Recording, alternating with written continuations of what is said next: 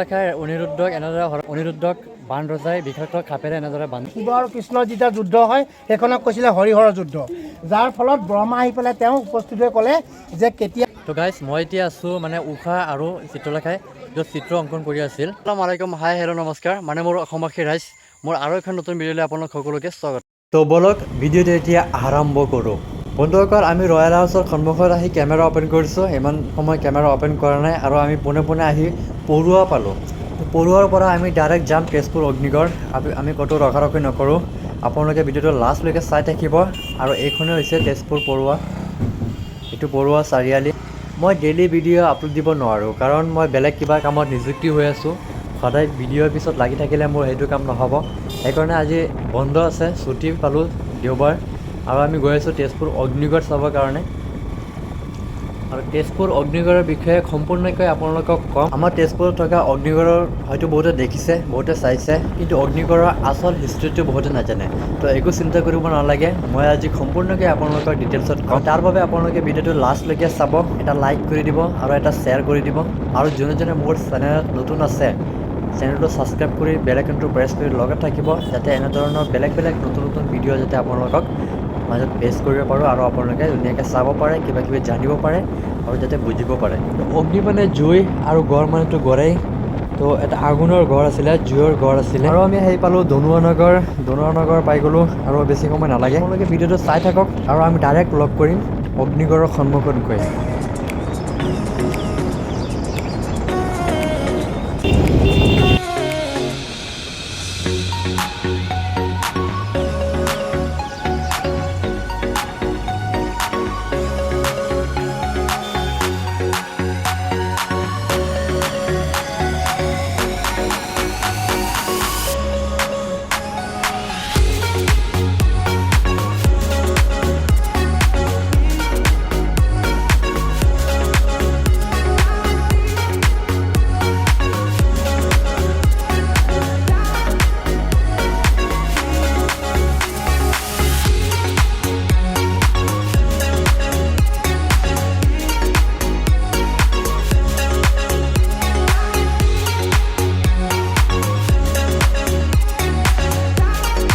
এইখিনি ঠাইতে আছে তেজপুৰৰ উপায়ুক্ত আৱাসগৃহ আৰু লগতে তেজপুৰ মহাবিদ্যালয়, আৰু চিধা এটা পথ আছে আৰু এই পথেৰে ডাইৰেক্ট বিখ্যাত গণেশ ঘাট। আৰু ফাইনেলি আমি আহি পালোঁ তেজপুৰৰ অগ্নিগড়। আজি বহুত মানুহ দেখিবলৈ পোৱা গৈছে, যিহেতু আজি ছানডে অকণমান বেছিকৈ মানুহ দেখিবলৈ পোৱা যায় কাৰণ বন্ধ। আৰু আজি ইয়াতে জ্ঞান যাত্ৰাৰ গাড়ী বহুত দেখিবলৈ পোৱা গৈছে, বিভিন্ন জেগাৰ পৰা জ্ঞান যাত্ৰা, স্কুলীয়া ছাত্ৰ ছাত্ৰী এইবিলাক ইয়াত দেখিবলৈ পোৱা গৈ আছে। আৰু ভিতৰলৈ সোমাব হ'লে টিকেট ল'ব লাগিব। তো বলক টিকেট ল'লোঁ আৰু ভিতৰত যাম।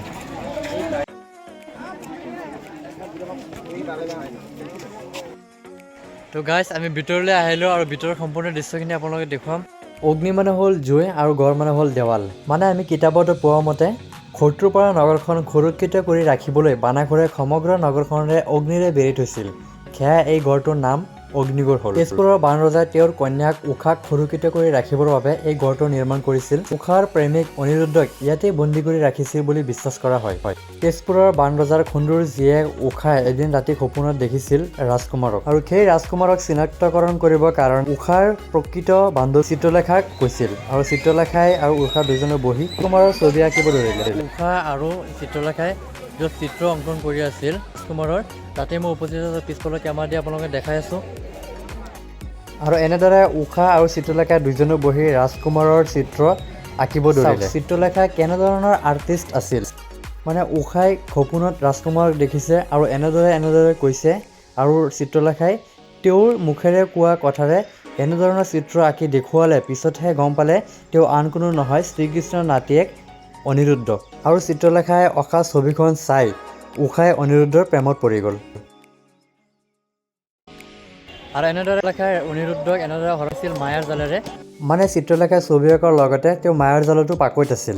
আৰু চিত্ৰলেখাৰ প্ৰকৃত বান্ধৱী উষাৰ আদেশ মৰ্মে তেওঁ শ্ৰীকৃষ্ণৰ নাতিয়েক অনিৰুদ্ধক হৰণ কৰে, আৰু এনেদৰে অনিৰুদ্ধক হৰণ কৰি আনিছিল। সেই এটা মূৰ্তি ইয়াতে দেখিবলৈ পোৱা। আৰু চিত্ৰলেখাই তেওঁৰ মায়াৰ জালেৰে অনিৰুদ্ধক হৰণ কৰি উষাৰ কথা ৰাখিছিল। আৰু চিত্ৰলেখাই নিজে ওচৰত থাকি দুইজনে একেলগে নিজে সাক্ষী হৈ দুইজনক গণবদ্ধভাৱে বিবাহ কৰাই দিছিল। নিজে সাক্ষী হৈ নিজে ওচৰত থাকি দুজনকে একেলগে বিয়া পতাই দিছিল। সেয়াই কিছু দৃশ্য আপোনালোকে দেখিব পাই আছে।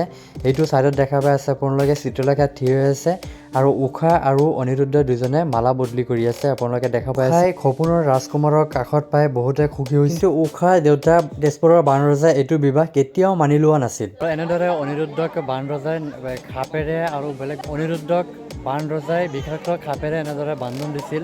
এনেকৈ বন্ধ কৰি ৰাখিছিল, বহুত শাস্তি দিছিলে। শুনি শ্ৰীকৃষ্ণই খনিক লৈ এই তেজপুৰতে আহি উপস্থিত হৈছিল।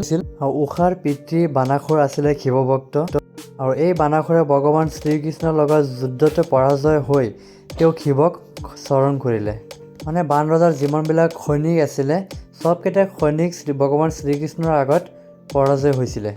পিছতো উপায় নাপাই বান ৰজাই শিৱক শৰণ কৰিলে আৰু তাত আহি তেজপুৰতে আহি শিৱ হাজিৰ হৈছিল ভগৱান শ্ৰীকৃষ্ণৰ লগত যুদ্ধ কৰিবলৈ কাৰণে। বানাসুৰে শিৱৰ ধ্যানতে বহি থকা কিছু দৃশ্য আপোনালোকে দেখা পাই আছে।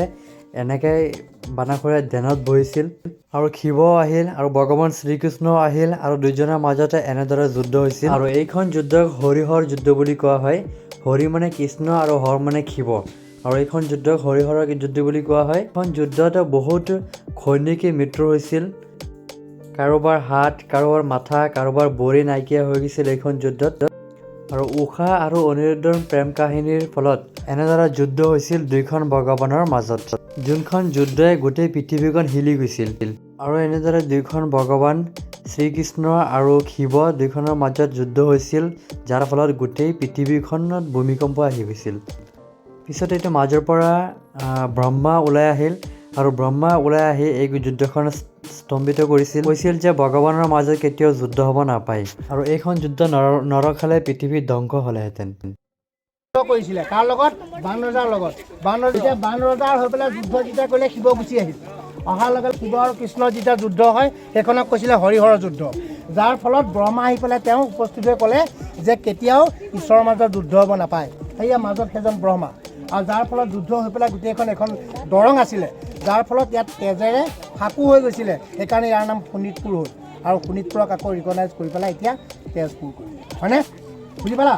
সেয়া বান ৰজা আৰু শিৱৰ তাৰ মাজত ব্ৰহ্মা আহি ক'লেহি যে নালাগে, এনেকুৱা এইটো আমাৰ মাজত যুদ্ধ হোৱাটো যুগুত নহয়। হৰি মানে কৃষ্ণ, হৰ মানে শিৱ।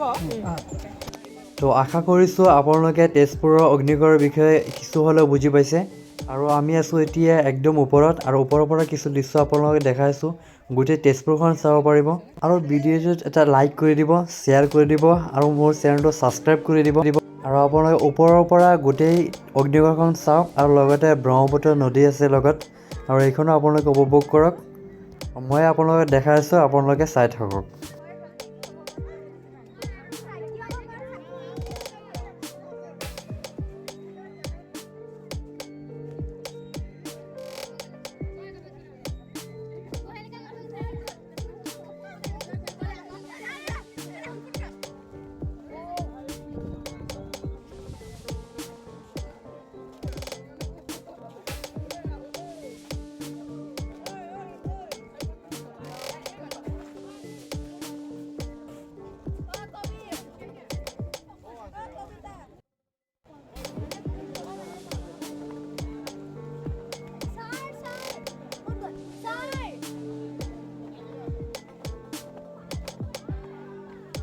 আজিৰ ভিডিঅ'টো ইমানতে সামৰিলোঁ। আকৌ লগ কৰিম মোৰ আৰু এখন নতুন ভিডিঅ'।